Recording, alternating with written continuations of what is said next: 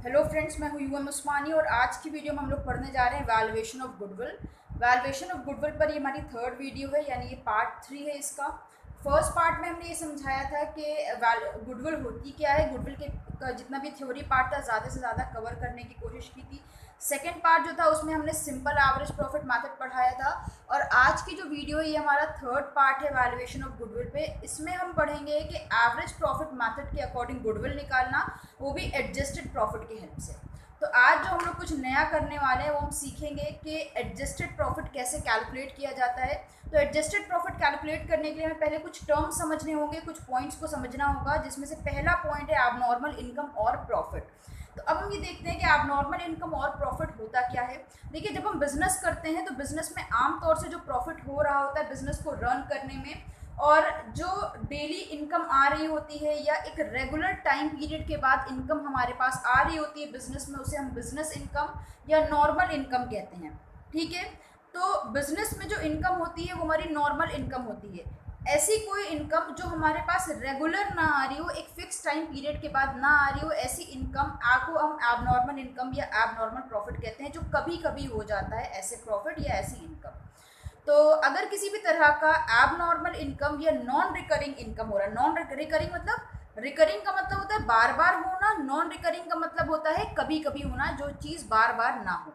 तो अगर किसी तरह का आपके क्वेश्चन में एबनॉर्मल या नॉन रिकरिंग इनकम दी हुई है, तो आपको क्या करेंगे, इसको फॉरन डिडक्ट कर देंगे from the profit of that year. आपको क्या करना है, अगर आपका जो प्रॉफिट है, मान लेते हैं सन 2010 का आपको क्वेश्चन में प्रॉफिट दिया हुआ है 50,000, और उस 50,000 में 10,000 रुपये एबनॉर्मल इनकम है, तो आप क्या करेंगे, वो 50,000 में से 10,000 एबनॉर्मल इनकम हटा देंगे।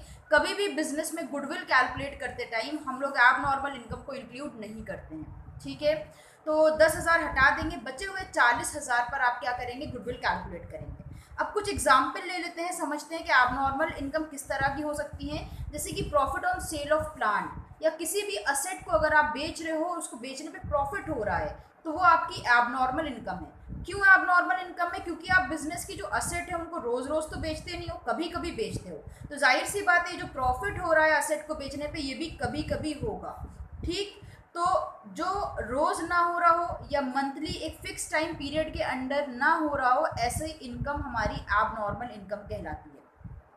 फिर इनकम फ्रॉम स्पेक्युलेटिव एक्टिविटीज़, अगर जो बिजनेस ओनर है वो किसी तरह का कोई गलत काम करता है, कोई इलीगल काम करता है, वहाँ से कोई इनकम आ रही है, तो वो भी एबनॉर्मल इनकम में जाएगी, उसको भी माइनस कर देना है, हमको डिडक्ट कर देना अपने प्रॉफिट में से। या अगर हमने कहीं पर पैसा इन्वेस्ट किया हुआ है, वहाँ से हमें इंटरेस्ट मिल रहा है या डिविडेंड मिल रहा है, तो उसको भी हम यहाँ से डिडक्ट कर देंगे। ऐसा क्यों करेंगे? क्योंकि अगर हम कहीं पे पैसा इन्वेस्ट करते हैं तो वो मेरी जो इनकम आ रही है वो बिजनेस की इनकम नहीं है। ठीक है, तो जो बिजनेस की इनकम नहीं है या बिजनेस का प्रॉफिट नहीं है, वो भी यहाँ से हमें डिडक्ट कर देना है। एबनॉर्मल इनकम हो या प्रॉफिट हो या किसी तरह का इंटरेस्ट ऑन इन्वेस्टमेंट हो या डिविडेंड हो, उसको हम क्या कर देंगे, डिडक्ट कर देंगे। तो हमें सिर्फ वो चीज़ें लेनी होती हैं जो हमारे बिजनेस से रिलेटेड है, सिर्फ उन इनकम्स को लेंगे जो हमारे बिजनेस की इनकम्स हैं। सेकेंड पॉइंट है एबनॉर्मल एक्सपेंसेस और लॉसेस। अब वो खर्चे जो हमारे बिजनेस के खर्चे नहीं हैं या हमारे एक फिक्स टाइम पीरियड के बाद खर्चे नहीं हो रहे हैं बिजनेस में, कभी कभी जो खर्चे हो रहे हैं या कभी कभी जो लॉसेस होते हैं, ऐसे खर्चे या ऐसे लॉस जो बिजनेस से रिलेटेड नहीं है, उन्हें हम एबनॉर्मल एक्सपेंसेस या एबनॉर्मल लॉसेस कहते हैं। ठीक है, if there has been any unusual expenses और लॉसेस, यूजुअल मतलब जो बार बार हो रहा हो, हमें पता है कि अगर हम बिजनेस चला रहे हैं तो उस बिल्डिंग का किराया हमें हर महीने देना है। अगर जिस बिल्डिंग में हम, अब हमारी फैक्ट्री है वो रेंट पर है, हमें पता है हमें हर महीने किराया देना है, तो वो एक यूजुअल एक्सपेंस है, बिजनेस का एक्सपेंस है।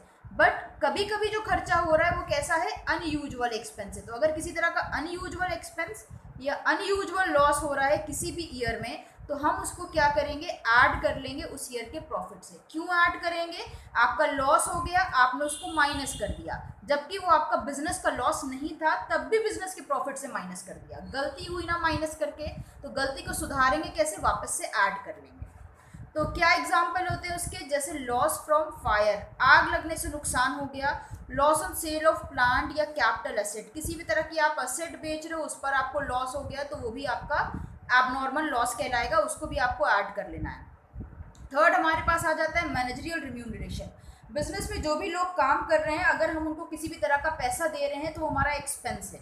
तो अगर हमारा ऐसा कोई भी एक्सपेंस सामने आ जाता है और हमें ये पता चल जाए कि इसको हम प्रॉफिट में से माइनस करना भूल गए हैं, अगर आपको कोई भी एडजस्टमेंट दी है कि एक पार्टनर है वो बिजनेस में काम करता है, उसको काम करने के लिए इतने पैसे दिए जाते हैं और उन पैसों को हम प्रॉफिट में से माइनस करना भूल गए हैं, तो आपको क्या करना है, जो गलती हुई है, जो भूल हुई है, उसको सुधारना है, यानी माइनस कर देना है।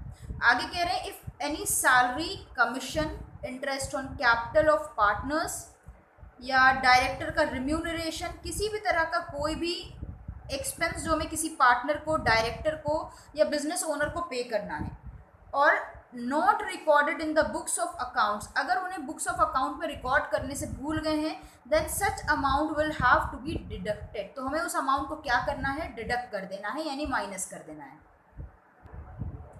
देन फोर्थ पॉइंट है income tax. Tax is deducted on adjusted income eight current rate of taxation.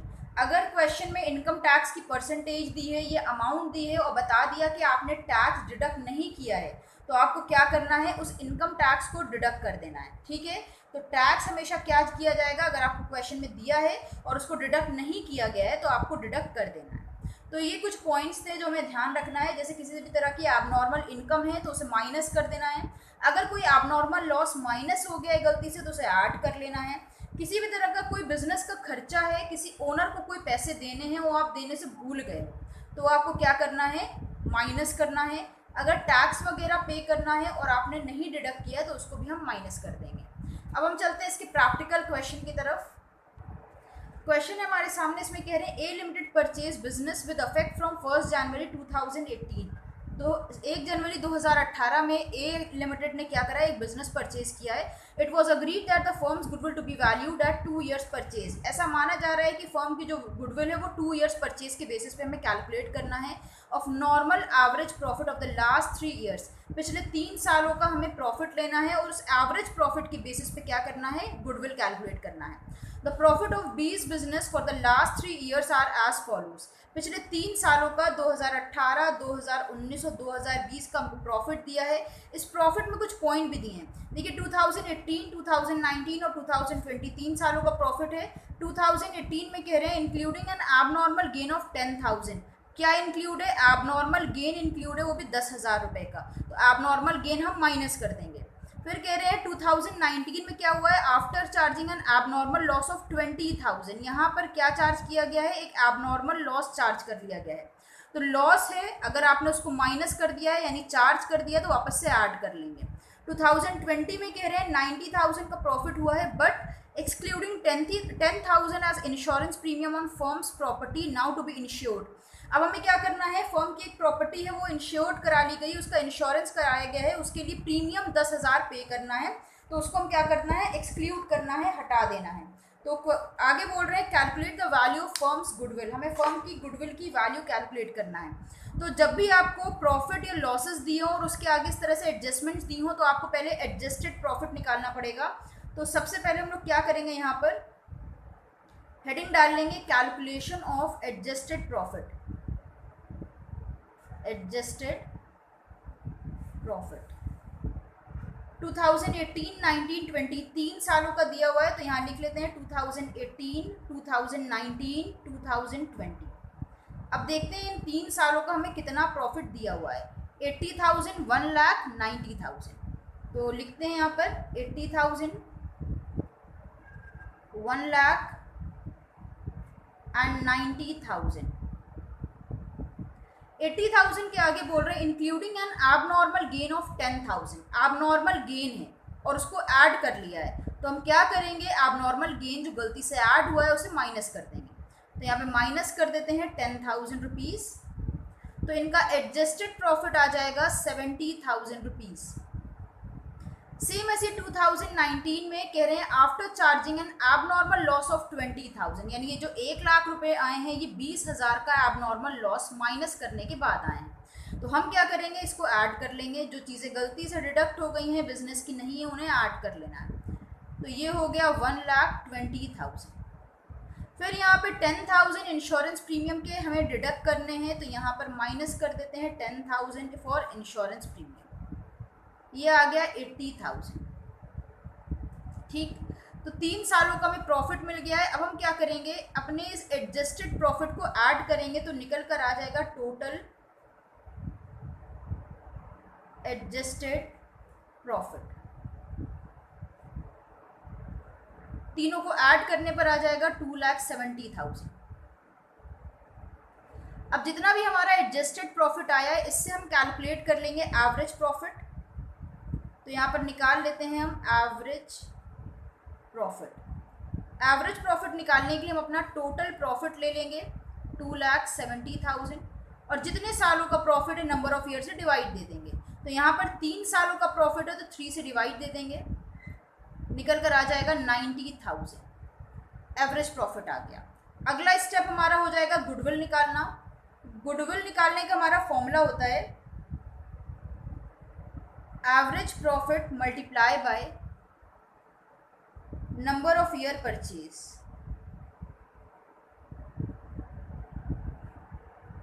Average profit हमारे पास आया है 90,000 का और number of year purchase question में हम पहले ही देख चुके हैं कितने दिए हुए हैं। नंबर ऑफ ईयर परचेज दिए हमको 2 ईयर्स परचेज। 2 ईयर्स परचेज दे रहे हैं तो यहाँ पर हम 2 रख देंगे। 90,000 मल्टीप्लाई बाय 2 ये आ जाएगा 1,80,000। तो गुडविल की वैल्यू निकल कर आ गई है 1,80,000। तो उम्मीद है आज की वीडियो आपको समझ में आई होगी। एडजस्टेड एवरेज प्रॉफिट क्या होता है, कैसे निकाला जाता है और किन चीज़ों का ध्यान रखना है, ये आपको समझ में आ गया होगा। तो अगर आप चैनल पर नए हैं और इसको अभी तक सब्सक्राइब नहीं किया है तो चैनल को सब्सक्राइब कर दीजिएगा। वीडियो पसंद आए तो लाइक और शेयर करिएगा। किसी टॉपिक में डाउट हो तो कमेंट में बताइएगा। फिर मिलते हैं एक नई वीडियो के साथ। हमारे साथ जुड़े रहने के लिए और वीडियोस को देखते रहने के लिए थैंक यू।